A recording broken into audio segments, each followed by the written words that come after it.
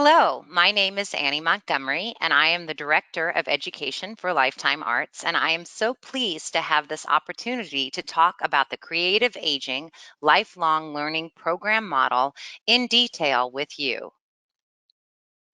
Today, we will learn about the best practices in developing and delivering creative aging programs. We will introduce simple ways to begin to seed a creative aging program and learn the difference between therapeutic programming and sequential lifelong learning. The lifelong learning model is all about the mastery of skills and social engagement opportunities to build community. Neither of these things can happen in an atmosphere where students drop in from week to week. Let's take a closer look at the lifetime arts model. In preparation for implementing a creative aging program, please keep these best practices in mind. This will be an art class, visual, performing, literary, or music. The class will be taught by a professional teaching artist skilled in developing a sequential class curriculum. The class will meet every week for at least 8 weeks, and the expectation and the goal is that your patrons will come to every class. Of course, things come up or people get sick, but the goal is that the same group of students will come week after week. Why? Because the class is sequential in nature. One skill will build upon the other, and the learning and the practice of these skills will grow over time. There is always a culminating event or sharing of the work at the end of each program series where the public is invited to view the work that has been created over the 8 or more sessions.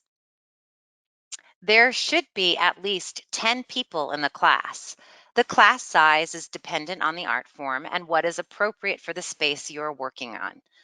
But having a big enough variety of people to engage with is important so that the teaching artist can design social engagement activities where students can get to know more than one or two people. Registration is required, and classes should be advertised as registration based. This doesn't mean that there has to be a fee involved. Classes can be free of charge, but there must be some kind of accountability of who is committing to show up for the duration of the course.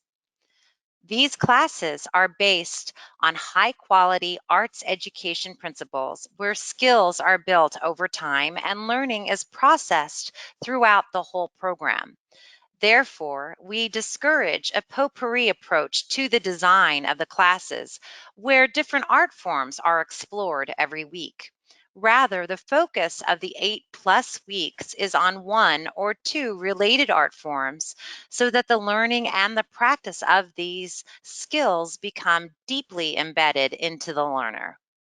The lifelong learning program model is often a new concept and not something that many organizations offer or that older adults themselves have experienced before.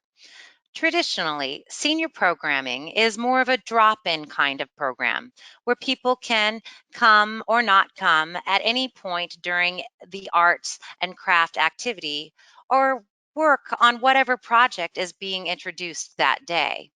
Or you may see the same kind of drop in approach with a sing along class or an exercise or yoga class. All of these activities are fun and enriching. And in the case of exercise classes, they are incredibly beneficial to older adults' health. But they are not designed with the same lifelong learning model principles in mind. Both kinds of programming can and should simultaneously exist in many places to meet the diverse needs and interests of your constituents. A key difference between drop in programming and lifelong learning is the responsive design of lifelong learning program models. Because older adults want to participate in their learning, it is essential that program coordinators and managers find ways to solicit ideas from them and find out what it is that they want to learn about. So, long before you offer a program, it is important to connect with your constituents.